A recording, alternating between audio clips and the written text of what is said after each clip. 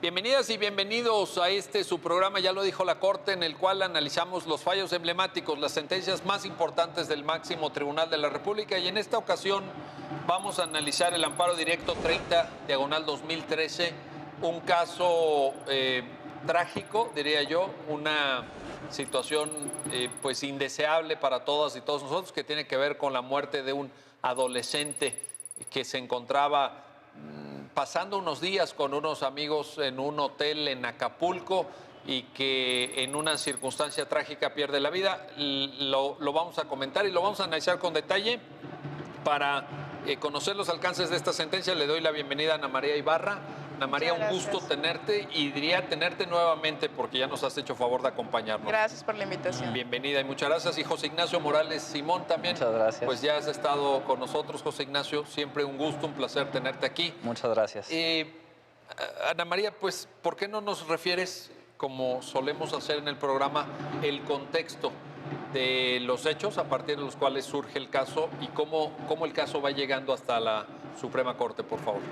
Sí, como señalabas, pues es una historia trágica, ¿no? Donde muere un joven que estaba vacacionando en el Hotel Mayan Palace, y pues sí, hay que decir, ¿no? Yo creo, la empresa responsable. Va de fin de semana con sus amigos y estaba con su novia en un kayak en el lago artificial de ese hotel.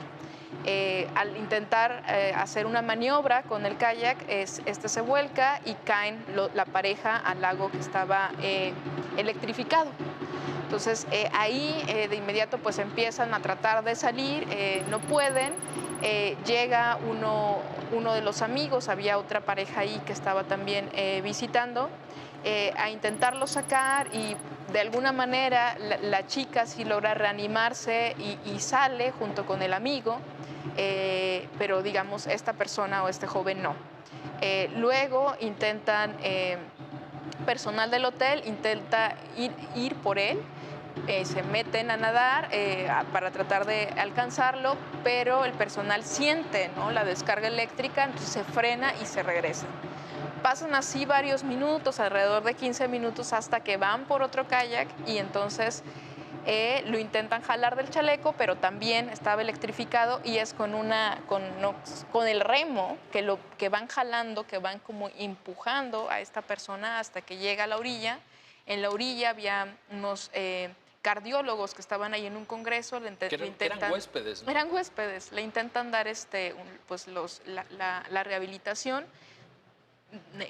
Infructífera. Pasa un cierto tiempo y llega ahora sí digamos, el servicio médico del hospital, lo llevan a sus instalaciones, lo revisan. Ahí ya no presentaba signos vitales esta persona, pero no se le informa a la novia, que era la persona más cercana, familiarmente hablando, de él. Esperan una ambulancia que tarda alrededor de 30 minutos, la ambulancia llega y ahí es donde los paramédicos le informan a la chica, a la novia, pues que ya había fallecido esta persona. Y bueno, eso es como triste desenlace, que los padres de este joven pues se vieron pues gravemente afectados, emocionalmente afectados, no solo por la muerte de su hijo, por supuesto por la muerte de su hijo, pero también por el trato que les dio el hotel, ¿no? En el momento de no informarles y no tener como las medidas de rehabilitación o resucitación inmediatas. Demandan por daño moral a la empresa. Sigue varias instancias, se les había dado cierta cantidad, una cantidad mínima en la segunda instancia, pero se solicita la facultad de atracción de este asunto, y la Corte accede a revisar este asunto por su carácter excepcional. José Ignacio, la sentencia aborda la vía procesal o, digamos, el reclamo hecho por los padres de este joven fallecido, y para ello construye, digamos, un concepto de daño moral. ¿Qué es el daño moral? ¿Qué tipos de daño moral existen? Etcétera. En general, la sentencia me parece muy innovadora. Vaya, el tratamiento que la sentencia hace de un conjunto de temas que los vamos a abordar a lo largo del programa es muy innovador, pero Una de esas partes innovadoras me parece que es esta.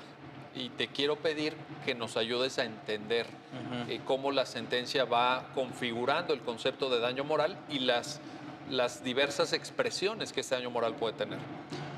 Sí, bueno, Miguel, como bien dices, la sentencia estaba en ese momento abriendo brecha sobre un tema en el que prácticamente no había precedentes ni nada. Incluso cuando estábamos estudiando el asunto, no había ni siquiera literatura sobre daño moral. Encontramos una tesis de licenciatura publicada y lo demás era doctrina extranjera. Entonces, y es un tema fundamental el derecho de daños, ¿no? O sea, en otros sistemas jurídicos, el derecho de daños es una de las ramas fundamentales del derecho, que es derecho, o sea, esta rama del derecho que se encarga que cada vez que sufrimos un daño, ver si se debe reparar o no ese daño. Pero en México tradicionalmente se habían dado indemnizaciones muy, muy bajas. Entonces no había habido ni muchos precedentes ni muchas sentencias y por eso este precedente hace una reconstrucción, como dices, muy genérica del derecho de daños para después ver qué es el daño moral. Ahora, sobre el daño moral en concreto, la Corte primero hace una distinción. Dice, tenemos que entender que puede haber dos tipos de daño. Como daño lesión, es decir, que vamos a ver cuál es el interés que se afecta, y después también como consecuencia, es decir, las consecuencias que generan el daño, y esto se explica muy fácil a través de ejemplos, ¿no? Si yo tengo un reloj que me regaló mi abuelo y lo rompen, el daño es patrimonial, porque el reloj es un bien patrimonial, yo tengo un interés patrimonial, pero puede generar consecuencias tanto patrimoniales como no patrimoniales, es decir, la pérdida del valor que tenía en el mercado el reloj sería el valor patrimonial, pero también la afectación que puede tener en mis sentimientos, porque es un reloj muy especial para mí, porque me lo dio mi abuelo. Entonces la Corte entiende que por daño moral se va a entender la afectación a los intereses morales, que puede generar consecuencias de los dos tipos. Y pensemos también, si a alguien se le afecta muy gravemente en sus sentimientos, puede necesitar terapia, puede ser que haya perdido su trabajo, y todas esas son consecuencias patrimoniales, pero también además se tiene que indemnizar como tal los sentimientos. Ya entendiendo que lo que protege el daño moral son estos intereses, lo define como los intereses espirituales o no patrimoniales. Que esto es una particularidad de nuestro derecho, ¿no? Que retomamos un poco el derecho francés, pero tenemos una concepción muy amplia de los intereses que se protegen a través del derecho de daños. Por ejemplo, en el derecho anglosajón han sido mucho más renuentes a abrir la indemnización de daños emocionales. Y aquí se dice que hay tres tipos de daños morales. Los daños al honor, que ya hemos tenido mucha oportunidad para platicarlos también, sí. Que eso es lo que más estaba desarrollado en México, que tienen que ver con aquellos casos en los que alguien dice algo falso sobre una persona y que tiene derecho a que se le repare esa distorsión que se generó en la sociedad sobre su persona. Los daños estéticos, que son los daños de apariencia física, que ya no se ve igual a la persona, y como tal los daños a los sentimientos. Y entonces entiende que en este caso se estudiaba el tercer tipo de daño, es decir, daños a los sentimientos, que se había afectado un sentimiento y se tenía que ver cómo se iba a indemnizar. Entonces, bueno, creo que hasta ahí con la definición de daño moral. A ver, y esto lo conecto y te pregunto, Ana María, el derecho de daños está vinculado, esta óptica que nos acaba de presentar José Ignacio, pues es la óptica moderna, la óptica en la que la sentencia va abriendo brecha en su momento, pero que digamos que se afirma para efecto de estándares de derecho mexicano, pero a la vez conecta con un tema, digamos, más tradicional del derecho civil, que es la responsabilidad civil. Y la responsabilidad civil, en alguna de sus vertientes, tiene una fuente contractual. En el incumplimiento del contrato, pues se pueden generar consecuencias y dar lugar a responsabilidades. Te lo pregunto porque entiendo que en las circunstancias del caso fue un argumento que presenta la empresa demandada. Y la Corte es muy puntual en la sentencia, muy acucioso el tratamiento argumentativo de la sentencia respecto a esta óptica. ¿Qué nos puedes decir al respecto? Sí, la empresa quería defenderse bajo la idea o el argumento de que cuando se celebra el contrato de hospedaje, se adquieren una serie de salvedades, ¿no? En el agua artificial, decía, el uso de los kayaks es bajo su propio riesgo, ¿no? Y entonces era, si tú aceptaste el riesgo, entonces la consecuencia derivada de pues es responsabilidad del que usa el kayak y el que usa el lago. Y esto en principio podría ser así. pero en un lago funcionando en condiciones normales, ¿no? Claro, Nadie tú esperarías que si estás nadando en un lago artificial, pues no te mueras electrocutado, ¿no? Por O sea, supuesto. es de sentido Entonces, común, ¿no? hay ciertos daños que no tienen nada que ver con este, digamos, compromiso o riesgos que se están asumiendo cuando se está haciendo uso de las instalaciones del hotel. Serían riesgos que funcionan o que se actualizan bajo condiciones normales, ¿no? Que se pegue con el remo, que se lastime de alguna manera, pero pues nunca morir electrocutado, ¿no?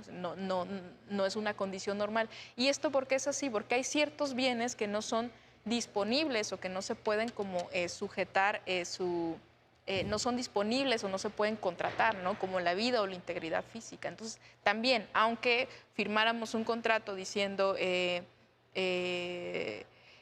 vaya, si ocurre un accidente y esta persona fallece, eso va a ser responsabilidad del usuario, pues no es algo que pudiera estar disponible para hacer materia de un contrato. Y en ese sentido, José Ignacio, la concepción de responsabilidad contractual no alcanza. O sea, el argumento de la empresa demandada, pues mire, oiga, es que aquí usted firmó, ¿verdad?, en el contrato de hospedaje que el uso de las instalaciones era bajo su propio riesgo. Exacto. Pero ese paradigma, ¿cómo lo podríamos llamar? ¿Un poco más tradicional o una óptica de derecho civil, digamos, anterior al derecho de daños, ¿no? Sí, exacto. O sea, porque la primera opción, como decía, nada más que esto, bueno, hay dos tipos de responsabilidad, ¿no? Cuando incumplimos con un deber contractual, Sí. debemos de responder también por ese incumplimiento y los daños que se ocasionen. Aquí el tema era, como bien dices, si esta cláusula daba para entender que ya estaba pactado en el contrato cómo se iba a regir la relación, y eso puede pasar, ¿no? Normalmente tenemos deberes genéricos, pero si nos queremos poner de acuerdo, hace sentido que firmemos un contrato y que nos sentemos y nos pongamos de acuerdo. Por ejemplo, ¿Deberes genéricos te refieres, por ejemplo, a un deber de diligencia, a un Exacto. deber de no dañar al... Digamos, esto no hace falta firmar un contrato, ¿verdad? Exacto, la mayoría de las veces y con la mayoría de las personas que nos relacionamos sabemos que tenemos que cuidarnos y que tenemos que ser cuidadosos en general para no causar daños. Pero ya cuando entramos en una relación más específica podemos pactarlo y podemos ponernos de acuerdo qué deberes tenemos uno frente al otro, ¿no? Y pensemos en contrato de prestación de servicios, por ejemplo. Yo que entiendo o qué espero de mi abogado y qué deberes va a tener mi abogado cuando lleve mi caso. Ahora, qué bueno que mencionas ese ejemplo, porque incluso hay una mención en la sentencia. ¿Qué sucede con los deberes Profesionales. Cuando tú contratas a un profesionista, pues esperas un tipo de desempeño, Exacto. ¿no? ¿Es esperable o no? Exacto, justo. Y eso es a lo que quería ir, ¿no? Pero que haya esas relaciones no significa que no podamos de todos modos incumplir con otros deberes, como bien dices, los deberes profesionales. Si yo contrato con un abogado, aunque no lo ponga expresamente en la cláusula, espero que me defienda, ¿no? Y si nunca mete un escrito y nunca hace nada... O deja vencer un o término. deja vencer un imagínate. término, o cosas que... O pensemos en un caso más delicado incluso, ¿no? Que es la responsabilidad médica. Sí. Si un doctor actúa totalmente en contra de la práctica médica y los protocolos, Sí. entonces ya están incumpliendo con otro deber. No es el deber contractual, sino es un deber genérico, profesional que nos deben todas las personas. Y creo que eso pasaba en el caso, que era el hotel, sí, podía pactar con su huésped muchas cosas, ¿no? Pero cuando el huésped aceptó que podía asumir riesgos, él no estaba esperando que el lago estuviera electrificado. Y Porque ese era un deber que tenía el hotel, ¿no? Pero en parte porque nadie lo podía esperar. ¿Qué cosa Sí. distinta, exacto? Sería... Es una cosa... Pues absurda. Es Sí. absurda, ¿no? Sí. Es verdaderamente, o sea, que ese es un tema al que ahorita vamos a entrar, pero el nivel de negligencia tiene que ser tal que realmente tú no puedas esperarlo ni siquiera derivado de una relación contractual. Creo que... Pero por eso, porque esperamos un mínimo de cuidado de todos los profesionales y cuando te están prestando un servicio como de hotelería, esperas que la empresa lo haga de acuerdo a ciertos estándares de cuidado para saber que todos van a estar a salvo, ¿no? O sea, es como dices, ese tal el grado de negligencia que es como si hubieran metido un león adentro del cuarto, ¿no? O sea, que abres la puerta. Sí, abres la puerta y te muerde un león. Exacto. Oye, espérame. No, Yo no podía aceptar eso, ¿no? O sea, Ni No, no. prever. Sí, Ajá, sí, sí, sí, sí, Y sí. no era preverlo. esperable. Y ni modo que salga el legal del hotel. Oiga, no, fíjese que usted firmó un contrato que bajo su propio riesgo. Sí, pero no el riesgo de que yo abriendo la puerta me mate un león. era el riesgo que podía aceptar, ¿no? En El ese riesgo momento y que era aceptable, esperable razonable. en el momento que se formó la voluntad y que consentimos eso, ¿no?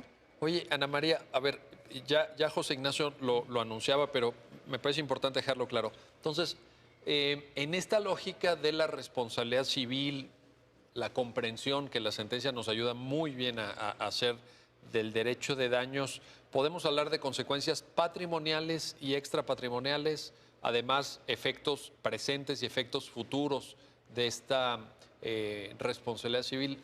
¿Cómo lo conceptualiza la propia sentencia? Sí, cuando se genera un daño, este daño, ya lo han referido, puede tener dos naturalezas, ¿no? Ser patrimonial o ser moral. El patrimonial, pues, es ese contenido económico.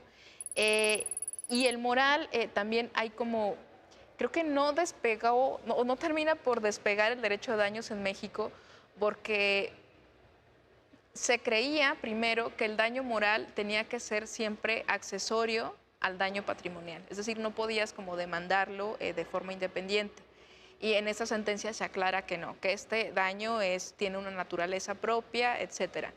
Y este daño, como ya decían, tiene consecuencias patrimoniales y extrapatrimoniales, que ya las ha explicado muy bien Nacho, pero también presentes y futuras, ¿no?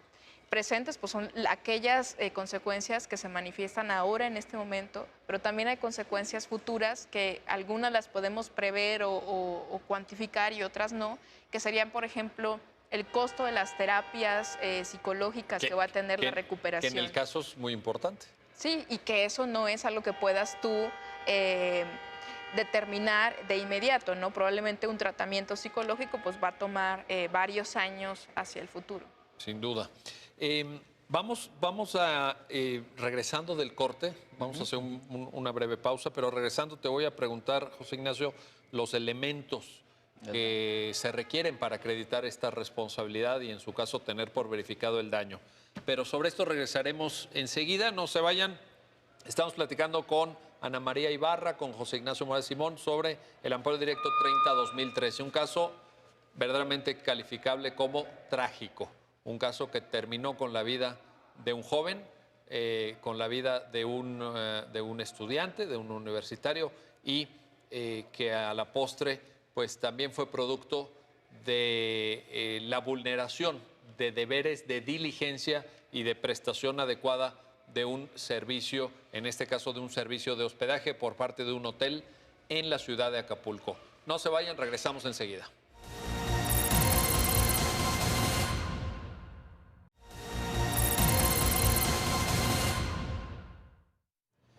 Pues ya estamos de vuelta, ya estamos de regreso en su programa, ya lo dijo la Corte, para seguir comentando, seguir analizando este amparo directo 30-2013 y tenemos hoy como invitados a José Ignacio Morales Simón y Ana María Ibarra. Ambos ya nos han hecho favor de acompañarnos en programas anteriores y siempre para mí es un gusto y un placer recibirlos. José Ignacio, antes de irnos a esta pausa estábamos hablando de la comprensión que la sentencia nos permite obtener con su lectura de la responsabilidad civil, del derecho de daños, y hay una serie de elementos que se tienen que acreditar para poder verificar que ese daño existió. Y luego ya entraremos al tema de la cuantificación, etcétera. Pero, ¿cuáles son esos tres elementos importantes?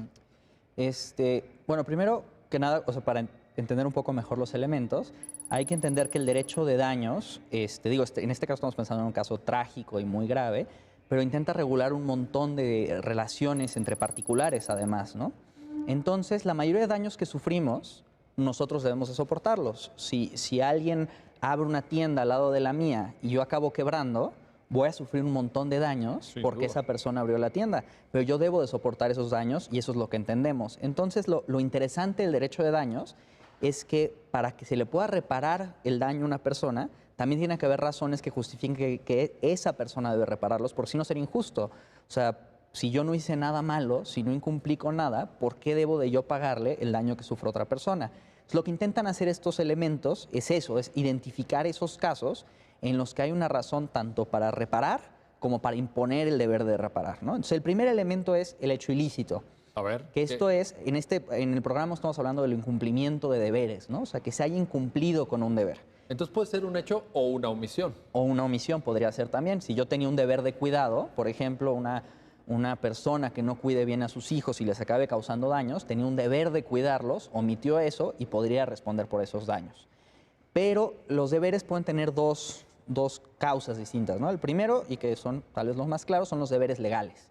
Si la ley me impuso un deber de cuidar a una persona y yo incumplí con ese deber, pues eso es un hecho ilícito y tal vez tendría que repararlo. Que, por ejemplo, muchas actividades profesionales están muy reguladas y ahí podríamos encontrar deberes. Pero además también hay un deber general de cuidado que teníamos, que ya hablábamos un poco de eso. Todas las personas debemos actuar de tal forma que estemos cuidando a las demás personas, ¿no? A las demás personas. Ahora, esto no significa que nunca pueda provocar yo un daño. El daño no puede ser cero. Entonces, el deber de diligencia implica que yo tome las medidas que una persona razonable hubiera tomado en ese caso. Ese es un concepto interesante, que además tiene antecedentes remotos tanto en el derecho europeo como incluso en el derecho romano, vaya, esta figura de persona razonable. Pero, ¿qué debemos entender? Sí, lo que debemos entender es que no tengo que yo tomar todos los cuidados heroicos para proteger de cualquier daño a una persona. Y esto, hay un caso muy famoso inglés que creo que lo explica bien, que había un campo de cricket, porque es Inglaterra, en el que salen las pelotas de cricket son de madera. Entonces, cuando salía la pelota fuera del campo, pues podía caer y causar un daño, ¿no? Y resulta que una vez de esas veces le cayó la pelota a una persona y le causó daños físicos muy graves porque era la pelota de madera que iba caminando, ¿no? Y en ese caso, dicen los tribunales, dicen, a ver, ¿qué tan previsible era que esa pelota fuera a volar en el momento en el que la persona iba caminando y fuera a causarle un daño, ¿no? Entonces, ¿podría haber hecho más la empresa que tenía el campo de cricket? Probablemente sí, podría haber tenido mallas más altas, pero lo que dicen los tribunales en esos casos es, no, tomaron las medidas normales, adecuadas, que se espera una persona razonable, que era una reja bastante alta para que la mayoría de pelotas no se vuelen, no estar tampoco demasiado cerca, pero este daño tan improbable no puede entenderse como un daño que sea indemnizable. Entonces, más o menos eso es lo que busca el estándar de un hombre razonable, es decir, las medidas que una persona razonable tomaría para evitar causar daños. Porque si le impusiéramos daños ceros, siempre, bueno, pues tendríamos que estar respondiendo demasiado. Ahora, está la responsabilidad objetiva, que tiene unas reglas especiales, pero por lo general se exige eso, que se haya incumplido con un deber de negligencia. El segundo elemento es que haya un nexo causal. Esto es que el hecho de que yo haya incumplido con ese deber sea lo que haya provocado el daño. Ahora, aquí también tenemos un montón de problemas y debates, porque si entendemos la causalidad de manera natural, pues la causalidad se vuelve infinita, ¿no? Imagínate que yo ahorita te aviento la taza y te causa un daño, y tú dijeras, bueno, pero es que para que yo te aventara la taza, antes tuve que haber nacido, ¿no? Y tal vez no hubiera nacido si mis papás no se hubieran conocido. Voy a demandar a tus papás, entonces. O al que presentó a mis papás. Porque si no tú naciste por eso, pero además no te educaron bien, ¿verdad? Y si usamos el criterio que se usa tradicionalmente de la causa sine qua non, o sea, si lo quitáramos no se hubiera producido el daño, pues podremos irnos tan atrás como queramos. Oye, o voy a demandar a quien te puso el agua en la taza. Exacto. Y a quien le trajo la botella, a quien sirvió el agua en la taza. O a quien me puso de malas en la mañana. Eso. De una vez, vamos a demandar a todos. Pero, exacto. A ver, esta construcción conceptual que nos estás comentando y que está, por supuesto, en la sentencia y está en la doctrina de la responsabilidad civil y todo, del nexo causal, no está tan sencilla. No, es complejísimo. Yo lo veo, porque Ana María hacía una observación muy atinada y totalmente cierta. Dice, es que no ha despegado de daño moral, etc. Pues estamos hablando de procesos jurídicos que requieren cierta sofisticación argumentativa también. A veces hecho en falta, todos ustedes conocen, han estudiado y son expertos, por supuesto, en el derecho de otros países y han leído sentencias y las citan también en sus proyectos que elaboran aquí en la Suprema Corte de cortes de otros países, y siento que al derecho mexicano le hace falta un cierto grado de sofisticación todavía. Creo que en algunos temas estamos muy básicos. Y no me refiero, por supuesto, a la Corte, pero me refiero en general a los abogados. Si esto no se plantea en demandas, demandas en el fuero común, en la vía civil, etcétera, pues no pueden llegar a generarse estos criterios. Pero nexo causal es muy complejo. Sí. Entonces, lo que se hace normalmente en nexo causal es que además de que haya esta causalidad natural, o sea, sí se tiene que cumplir con el requisito sine qua non, pero además hay criterios normativos de imputación. Se entiende que si se rompe la cadena de causalidad, por ejemplo, ya no hay causalidad. Y el ejemplo clásico es si yo estamos jugando fútbol y lesiono a una persona y entonces la suben al coche para que vaya al hospital, para que le pongan el yeso y en el camino tiene un accidente y muere esa persona, ahí se rompió la causalidad. Hay otro hecho que ya rompió la cadena de causalidad de lo que es imputable y yo no puedo responder por la muerte, aunque sí por la lesión, ¿no? Pero bueno, como bien dices, en esto hay muchos más problemas. Aquí en la sentencia se adelanta, pero creo que, como bien Perdón, dices... y temas incluso probatorios, ¿no? Sí. Temas probatorios, porque esto no es nada más de razonamiento jurídico, sino de razonamiento fáctico. Exacto. Y el razonamiento fáctico en sí mismo... Pero yo quisiera, perdón no, la interrupción en la explicación, pero sí quisiera no dejar la impresión de, o sea, esto puede ser muy complejo, pero también puede ser muy evidente, ¿no? Sí, Entonces, no. hay muchos casos que sí son claros y que ayudarlos como, que poderlos entender, poder entender qué está detrás, pues podría sí hacer despegar este derecho de daños, ¿no? En este caso era claramente que no se le dio mantenimiento a una bomba de agua que fue la que generó que se electrificara el lago, ¿no?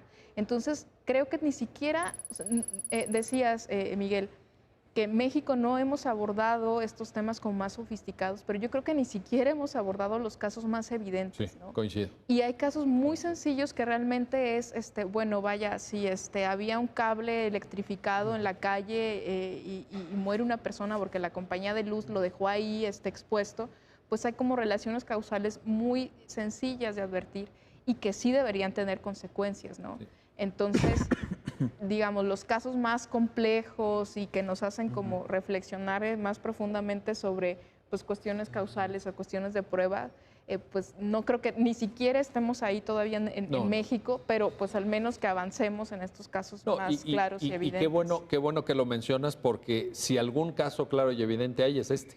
Claro. Es decir, vaya, fue tan manifiesta la negligencia en el mantenimiento de las instalaciones del hotel que a la postre pues llegó hasta electrificar un lago. O sea, imagínate el nivel de lo que estamos hablando.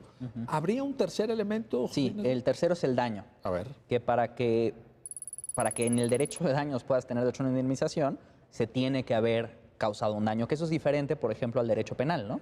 En el derecho penal se te puede sancionar por poner en riesgo la seguridad de las demás personas. Por ejemplo, sancionamos la aportación de armas. Si yo estoy caminando con una bazuca en el centro, pensamos que ese es un riesgo intolerable y que se me puede sancionar. Aunque no hayas disparado la bazuca. Aunque no haya disparado. En cambio, en el derecho de daños, como decía la ley, es que se genera una relación entre dos personas en la que una le causó un daño y que entonces esa persona tiene derecho a que le reparen y yo para reparar. Entonces, para que se dé esa conexión, tiene que haber un daño. Y entonces puedo yo hacer cosas muy negligentes, o sea, puede haber personas que manejen borrachas todas las semanas, pero que nunca hayan causado un daño y entonces nunca van a tener que indemnizar a nadie. Y en cambio, una persona que una vez que incumple con un deber es negligente, lo causa y lo debe reparar. Pero para que se dé esta relación y haya un deber de indemnizar y un derecho a que se reparen, tiene que haber daño y es una de las particularidades del derecho de daños.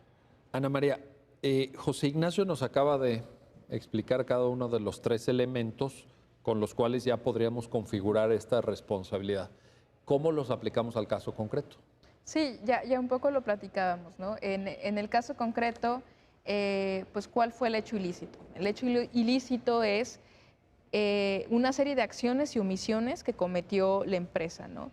En cuanto a omisiones, pues que no dio mantenimiento adecuado al agua artificial, que no preparó a su personal para que pudiera tener una respuesta inmediata y en acciones, pues, conductas también impropias en el sentido de que la médico omitió información acerca del estado del paciente, que no llamó, bueno, eso sería una omisión, que no llamó a la ambulancia a tiempo, una serie como, digamos, de deberes incumplidos que no necesariamente, como decía José Ignacio, tienen que estar en un contrato, sino que forman parte pues de un deber mínimo de diligencia que deberían tener todas las empresas prestadoras de servicios. O sea, no todo tiene que estar regulado. Hay cuestiones que son pues obvias, lógicas, y eso es lo que tienen que cumplir y estar conscientes estas prestadoras de servicios. Oye, antes de que pasemos al punto 2, ya ahorita estamos viendo lo de hecho u omisión ilícito como primer elemento aplicado al caso concreto, pero nada más para que las personas que nos estén viendo calculen el nivel de negligencia al que se llegó. Ya habías muy bien señalado que se tardan varios minutos, quizá 15 minutos, entre que cae del kayak esta persona, pierde el conocimiento, se dan cuenta que algo está pasando hasta que lo sacan a la orilla. Pero no se hace el corte de fluido eléctrico inmediatamente. Es decir, el cuate que tiene la llave para bajar el switch, digámoslo, hay por ahí un testimonio, un par de testimonios, dice, yo lo vi que iba caminando tan tranquilo, venía lentamente caminando, oye, cuando urgía que bajara el switch, ¿no? O por ejemplo, el tiempo que hubiera tenido la doctora, que estaba de guardia en el servicio médico del hotel, para llegar y estar en la orilla del lago cuando sacan a estas personas inconscientes, y sin embargo tampoco las tienen que cargar en una camilla, Sí. que además no tenía ruedas, ¿no? Y las llevan al dispensario médico del hotel, que estaba como a 250 metros cargando, ¿verdad? O sea, híjole.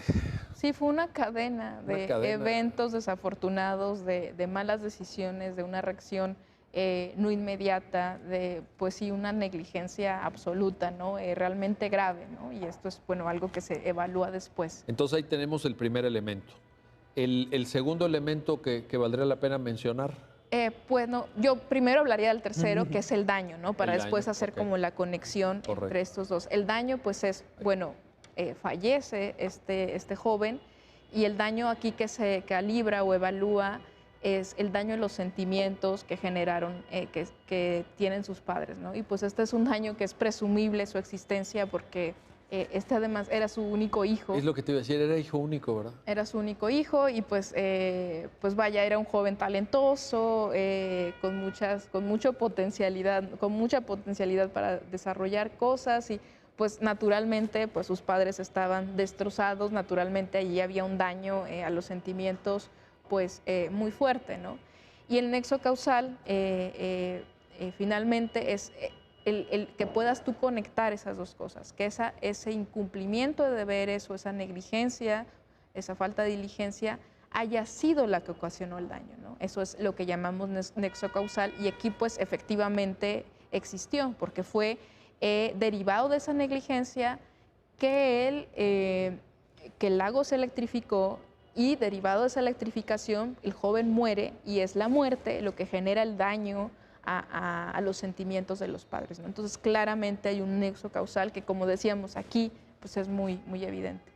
Y con eso estaríamos reuniendo los tres elementos que la propia sentencia detalla para la acreditación De la responsabilidad de la civil. responsabilidad. Pero sí es algo así muy simple. A Sí, ver, no, en este si caso, tú en este incumples algo o generas algo que causa un daño y puedes realmente decir que eso causó el daño, ahí está, ¿no? Y creo que eso tendría que ser como digamos, el mensaje al público, en el sentido de que también todos empecemos a estar conscientes de esas afectaciones que otros nos están generando, y que luego decimos, pues es que nadie es responsable o nadie va a pagar, ¿no? Y en una sociedad como la mexicana, lo que estás diciendo es enormemente importante. Yo creo que vivimos, de hecho, en una sociedad de la irresponsabilidad. Sí, donde todo pasa y no pasa nada. No pasa nada. ¿No? Y nadie reclama y nadie nada. Y nuestros estándares de conducta y de relación intersocial son muy bajos. O sea, nadie se preocupa por la seguridad, nadie se preocupa por la verificación del estado de instalaciones eléctricas o de fuentes contaminantes o de potenciales riesgos a la integridad física o psíquica de las personas. ¿Y por qué no se preocupan? Pues porque no se les hace responsables, ¿no? Ese es el problema. Entonces, es precisamente lo que aporta esta sentencia, en el sentido de ir abonando esa cultura de responsabilidad, de que quien la haga, la pague. Es, digamos, esa... Oye, pero te diría, es el basamento mismo de la civilización. Es que si no tienes eso, no tienes una sociedad mínimamente civilizada, y hay impedimentos de calidad de vida. Por supuesto. Creo muy importantes. Oye, José Ignacio, ayúdame a entender, tenemos que hacer casi un corte, pero nos da tiempo. A ver, ayúdame a entender temas probatorios. Por ejemplo, ciertamente hay una presunción de que fallece tu hijo único y todo, pero en la sentencia también, que yo recuerde, hay peritajes, ¿no? Peritajes sobre mantenimiento de la bomba que estaba sumergida incluso, ¿no? Había como una bomba sumergida. Algún peritaje sobre, o por lo menos documentos que acreditan que los papás ya estaban en terapia y que presentaban cuadros de psicología depresivos, en fin. ¿Qué nos puedes comentar? Bueno, como dicen, o sea, se tienen que probar todos los elementos, ¿no? Entonces, para probar, por ejemplo, el hecho ilícito, para eso se usaban las periciales, para ver que había sido negligente el hotel y que había estado electrificado el lago cuando no debía, pues ofrece una pericial. Ahora, como dice Nama, también en este caso tal vez con saber que estaba electrificado un lago artificial, pues tendrías que saber que había alguna negligencia, ¿no? Claro. Pero en ese caso se usaba para decir que se había electrificado porque la bomba es lo que estaba mal, ¿no? También, por ejemplo, se usaba la causa de muerte, ¿no? Que en algún momento incluso el hotel quiere que los papás firmaran que había muerto ahogado y no, o sea, claramente se establece después que había muerto a causa de la electrificación. Entonces ahí vamos que murió por eso y que eso provoca el daño a los sentimientos. Ahora, en cuanto a los daños a los sentimientos, pues no hay una prueba directa, ¿no? Claro. Pero hay muchas pruebas indirectas. O sea, como dicen Ama, a veces pensamos que son muy sofisticados estos casos, cuando en verdad, cuando uno ve a un amigo deprimido, es fácil saber que está deprimido. Entonces eso se establece desde máximas de la experiencia, como dices, cuando los padres sufren una pérdida como la que sufrieron en este caso, no necesitamos saber más para saber que están deprimidos. Pero además se daban otras pruebas, como decir, bueno, están yendo a terapia, están acudiendo, están teniendo estas conductas, y podríamos en otros casos incluso probar otras cosas, como pues ya no están trabajando, renunciaron, no tienen energía, y todo eso son pruebas indirectas del intenso daño a los sentimientos que están sufriendo, ¿no? Entonces, así. Y te lo preguntaba porque en otros casos, este caso ya muy bien Ana María lo explicaba con toda puntualidad y creo que tiene mucha razón en señalar, a ver, este caso es de los fáciles, digamos, aunque la sentencia es innovadora y creo que va muy a fondo, pero el caso en sí mismo, vaya, es de los sencillos. Pero cuando nosotros observamos el derecho comparado, la propia sentencia, de hecho, es muy diligente en citas, ¿no?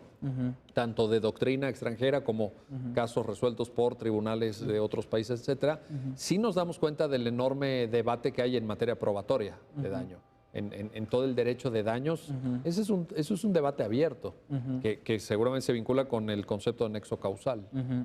Sí, y bueno, y también quería comentar algo de lo que dices, ¿no? O sea, como dices, este caso tal vez era fácil, pero también lo valioso es eso, que la sentencia introduce todos estos conceptos, introduce todas estas herramientas que nos van ayudando a resolver otros casos. Y yo sí creo que en México, a partir de esto, hay muchos más litigios en materia de daños. No tantos como se debería, ¿no? Yo en esto Pero yo sí creo que han crecido mucho más. O sea, de no haber nada, ahora ya hay foros, hay seminarios, ya hasta hay libros sobre esta sentencia en específico, ¿no? Y antes no había nada, ¿no? Entonces, exacto, o sea, creo que esta sentencia nos veía como un mapa para ir viendo los otros detalles conforme se vayan presentando los casos. Y como dices, el tema de prueba, por ejemplo, es algo que no acaba de estar desarrollado en nuestra sentencia, en nuestra doctrina, perdón, pero también por eso, porque en este caso no se requería tanta prueba, ¿no? Sin duda. Y el otro tema que también es importante, y se los voy a preguntar regresando del corte, es la fórmula de calcular la indemnización. Todo este debate sobre pues el alcance, ahora sí que como ya por ahí se dijo, pesos y centavos, ¿no? Cómo llegar a esa determinación desde el punto de vista judicial, pero sobre esto platicaremos enseguida. No se vayan, seguimos analizando el amparo directo 30-2013, una sentencia derivada de un caso trágico, pero que nos suministra un mapa, me gustó mucho la expresión de José Ignacio, un mapa para entender responsabilidad civil, daño moral, los elementos que se tienen que acreditar y el razonamiento jurídico que tienen que llevar a cabo nuestros jueces. Regresamos enseguida.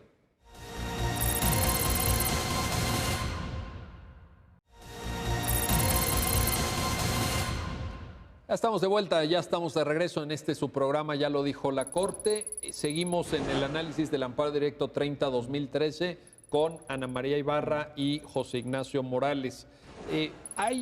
Ana María, te pregunto, hay una reflexión, diría yo, muy completa, muy detallada, muy acuciosa en la sentencia de un debate abierto en México, y no nada más en México, en otros países también, sobre la fórmula del cálculo, cómo calcular la indemnización. Estamos hablando de afectación de daño moral, daños a sentimientos, daños a estados de integridad o no psíquicos, etcétera. No es tan sencillo.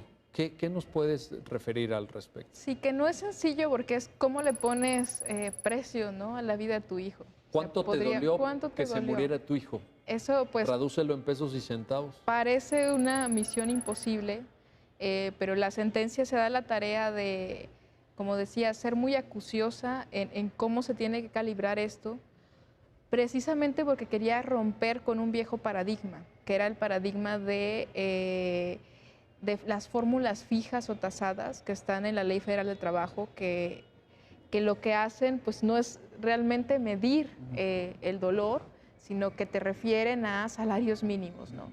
Y que son fórmulas además, o digamos parámetros que son pues muy limitados y muy, de baja cuantía, ¿no? Entonces eso también creo que es lo que generó que en nuestro país no se litigaran daños, no se hiciera toda esta como evolución del derecho a daños, porque realmente las indemnizaciones siempre eran muy pobres.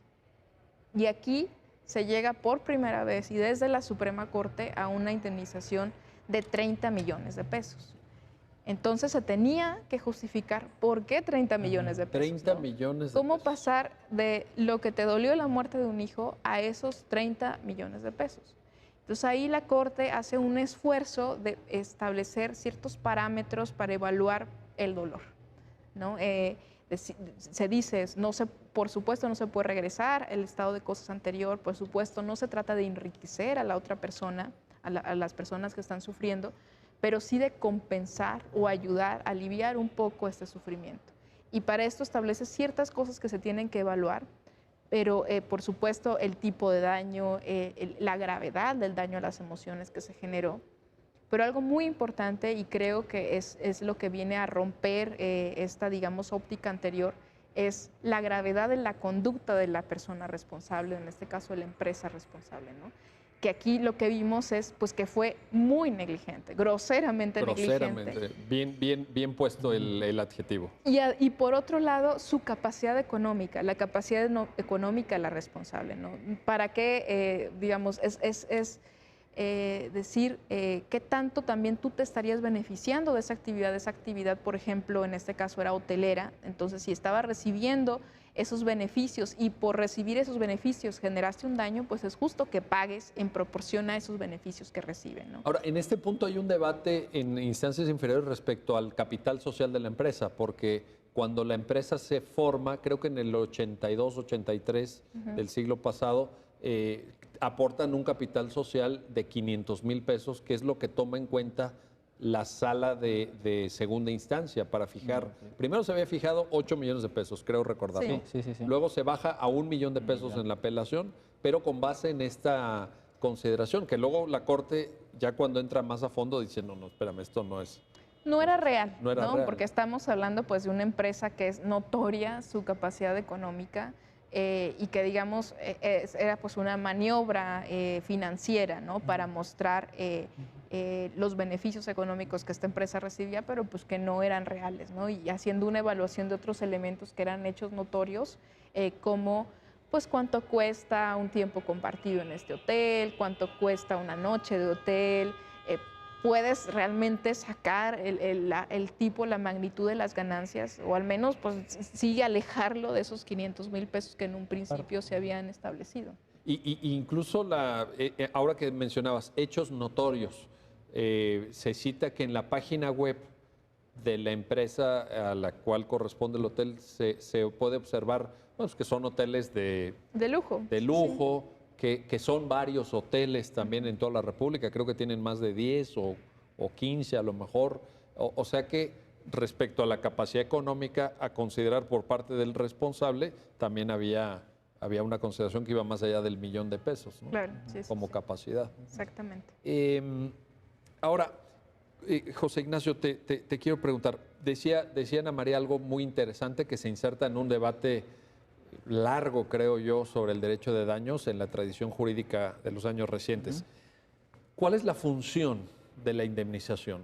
No se trata de enriquecer a los papás, la vida del hijo, pues esa ya está agotada, ya no hay manera de volver a la situación anterior. Entonces, la pregunta sería, ¿cuál es la función de esa determinación, de esa cuantificación? Claro. Lo que se busca con el derecho de daños es reparar el daño. Y esto, como lo explica normalmente en la dogmática, se busca restablecer la situación anterior de que se hubiera producido el daño, sí. Que eso es la justicia correctiva, ¿no? Sí. Entonces, que lo más fácil es eso. Si yo te quito 10 pesos, la forma para restablecer las cosas como estaban es regresándote 10 pesos. Pero obviamente esta fórmula se complica muy rápido con los casos concretos, pero eso tampoco nos debe detener. Y como decía, y los daños a los sentimientos tal vez no los podemos evaluar, pero eso pasa mucho también en la realidad, ¿no? O sea, si yo te prometo venir al programa o prometo llevar un pastel a tu boda y no lo llevo, también eso se vuelve irreparable o ya no hay forma en la que yo pueda volver a cumplir con mi deber primario. Entonces, lo que busca el derecho de daños es proteger este otro deber que surge cuando incumplí con el deber a través de intentar restablecer lo más que se pueda a la situación anterior. Ahora, como bien decía Namá, lo interesante también de esta sentencia es que se introduce la figura de daños punitivos, es decir, se busca reparar el daño, pero también se entiende que con el derecho de daños, en casos así de graves como este, se puede también castigar al responsable. Que esto es una figura que nace en Estados Unidos, sobre todo en estos casos, porque se empezó a ver que había empresas tan grandes y que tenían tanto dinero que a veces les convenía más no tomar cuidados y pagar las indemnizaciones que llegan a tener porque se volvían predecibles, ¿no? Si ya sabían, bueno, pues si se me muere de repente alguien en un hotel, prefiero pagar esa indemnización a tener que tomar todas las medidas para cuidar a los huéspedes, ¿no? Entonces, la figura de los daños punitivos se usa para hacer impredecibles estas indemnizaciones y forzar a las personas a que tomen en verdad todas las medidas que deben de tomar y que no se presenten casos como esto de negligencia tan inexcusable. Entonces, en estos casos, o sea, por regla general, a tu pregunta es, lo que busca el derecho de daños es reparar el daño, que esto es regresar a la víctima a la situación que estaba lo más cercano, tan siquiera que se pudiera, a la situación a la que estaba antes de que se produjera el daño, pero en estos casos y en daño moral también se introduce la figura de los daños punitivos, que es que la indemnización también puede servir para sancionar a ciertas personas. No, yo no recuerdo, no sé si ustedes tengan presente algún precedente en México sobre daños punitivos. No había. Es decir, esta sentencia es realmente innovadora, ¿no? Es la primera vez. Es la primera vez. Y se le criticó por eso, ¿no? Porque se dijo que a partir de esa sentencia se trataba de importar como una figura esta de daños punitivos pues ajena al derecho mexicano, pero creo yo que sí hay elementos, digamos, legales o jurídicos para sostener que sí que estaba, digamos, de alguna manera prevista esta forma de reparación en el derecho mexicano. ¿Por qué? Si nosotros revisamos el artículo 1916 del Código Civil y que más o menos su redacción es la que se repite en otros códigos civiles de los estados, dice que para determinar el monto de la indemnización se tiene que cuantificar el grado de responsabilidad.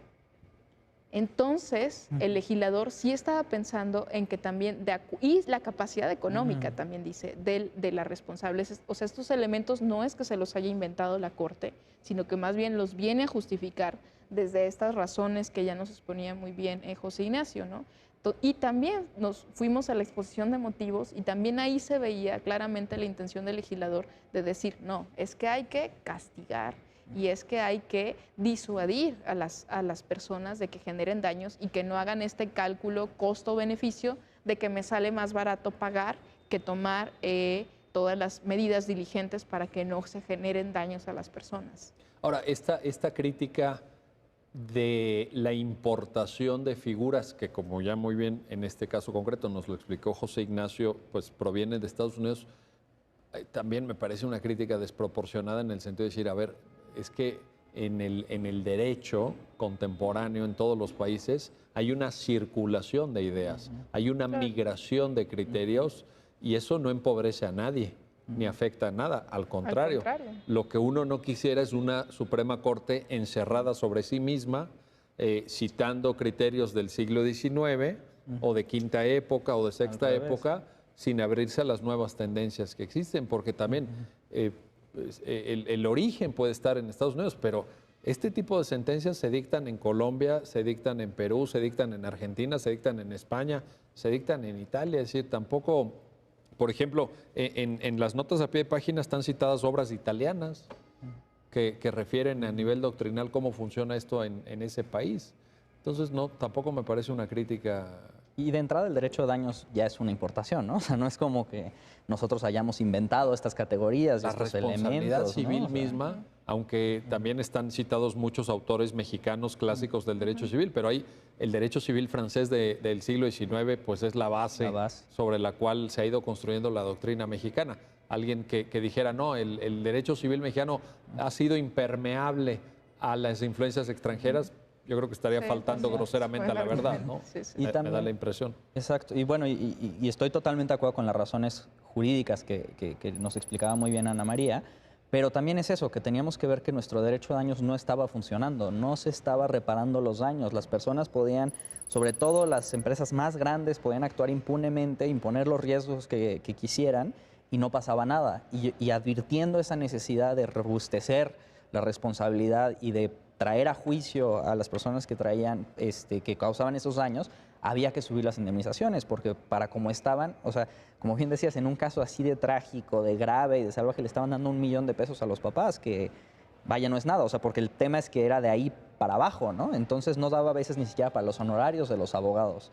Entonces, creo que dices muy bien que es como un momento en el que conviene reflexionar y ver qué no está funcionando el derecho y qué se puede traer para detonar cambios y detonar cambios sociales que deseamos.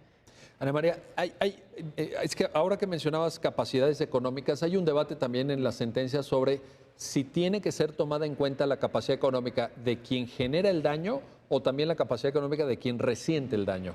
Y luego se anuda, digamos, esta reflexión en la sentencia con la no discriminación por condición social del artículo 1, párrafo 5 de la Constitución. Sí, se analiza el artículo 1916 que señala que se tiene que tomar en cuenta la condición económica no solo de la responsable, como para saber cuánto puede pagar, sino también de la víctima, en este caso de los padres, ¿no? Y con base en esta razón es que en segunda instancia se le disminuye a los padres a 1 millón de pesos. La Corte aquí, bueno, hace un análisis a la luz del derecho a la igualdad y no discriminación y lo que señala es, este criterio sí puede servir para calibrar las consecuencias económicas del daño, por ejemplo, si derivado de una afectación moral a los sentimientos, estos padres están deprimidos y no pueden ir a trabajar, eso por supuesto que se calibra económicamente y esto tiene que ver con cuánto dinero estaba ganando esta persona, ¿no? No con otra cosa. Esta, digamos, consecuencia patrimonial de la afectación moral sí puede ser calibrada con base en la capacidad económica de la víctima, pero no así la consecuencia extrapatrimonial, el dolor, ¿no? El dolor puro, o sea, eso ¿qué tiene que ver con la capacidad económica de las víctimas? Pues nada, y ahí sí estaba siendo discriminatoria o sí es discriminatoria esta norma cuando incorpora este elemento para medir esas consecuencias morales. Aunque digamos, la interpretación correcta sería esta que señalas. Entonces, esa norma tiene que ser interpretada como que la capacidad económica de quien resiente el daño no puede incidir en la determinación del grado de afectación de los sentimientos, etcétera. La dimensión puramente moral, digamos, de esta manera, ¿no? Esa es la lectura correcta. Esa es la lectura que hace la Suprema Corte en este caso. Estamos casi llegando al final, nos queda muy poco tiempo, pero no quiero dejar de preguntarte, José Ignacio, ¿qué puertas abre esta sentencia? Digamos, tú como jurista joven del siglo XXI, si tuvieras que explicar esta sentencia en una escuela, en una facultad de Derecho o en un foro de abogados, digamos, en una reunión de abogados, ¿sobre qué pondrías el acento? Para mí esta sentencia es paradigmática e histórica por eso, porque en un tema en el que no había desarrollo en México y que es un tema fundamental que tiene que ver con proteger los bienes más básicos que tenemos las personas, en este caso es la vida, pero también pueden ser lesiones muy graves, es una de las funciones más básicas del derecho, que es protegernos de los daños que nos pueden causar otros, que no tenía desarrollo. Entonces, lo que hacíamos es abusar del derecho penal en lugar de poder tramitar por esta vía que me parece mucho más adecuada para muchos casos. Entonces, esta sentencia marca un parteaguas, abre todo un aspecto y una área de litigio y de oportunidades para desarrollar, para pensar, tanto en las escuelas como en los despachos, para plantear casos interesantes y que se vaya haciendo una doctrina alrededor que al final generen una sociedad en la que podamos saber que si alguien nos causa un daño de manera injustificada, vamos a tener derecho a que nos lo reparen, que creo que eso no está claro en México. Creo que en México al revés. No, evidentemente, viendo nuestra realidad. Entonces, ahora, entender eso, que esta sentencia, como bien decías, es la primera, ha habido otras, pero no hay mucho, pero es un área en pleno desarrollo en México y en el que hay que poner mucha atención y mucho acento para acabar de desarrollarse. Esta sentencia pone los cimientos mínimos para sobre eso ir construyendo más, y en eso me parece muy valioso que se haya dado una indemnización como se dio, porque justamente hace atractivo el litigio, hace atractivo que haya foros, que haya seminarios, porque sabemos que es algo que se puede litigar y no es nada más teoría, y que va a ir ayudando a construir esas reglas que nos generen esos sistemas. Pues entonces la recomendación sería, en esta conclusión que nos planteas con tanta claridad, José Ignacio, pues que hay que leer la sentencia. Lo primero que hay que hacer es leerla, comprenderla. Es una sentencia larga, es una sentencia muy minuciosa, que va atendiendo cada uno de los puntos con gran detalle, y que coincido, hay un antes y un después de esta sentencia en México. Pero qué bueno que ya llegaron los temas de responsabilidad, de daño moral, de daños punitivos. Yo en esto, al contrario de la crítica que mencionaba Ana María Ibarra, yo le doy la bienvenida a estas figuras. Claro que México tiene que estar abierto a esto. Qué bueno que la Corte sea sensible y que se vaya avanzando. José Ignacio Morales, muchísimas gracias. Ana María Ibarra, gracias nuevamente por acompañarnos. Y a ustedes que hacen posible este programa, ya lo dijo la Corte, en el cual siempre analizamos, discutimos, ponderamos los aspectos importantes, torales, de los fallos emblemáticos del máximo tribunal de la República. Hasta pronto.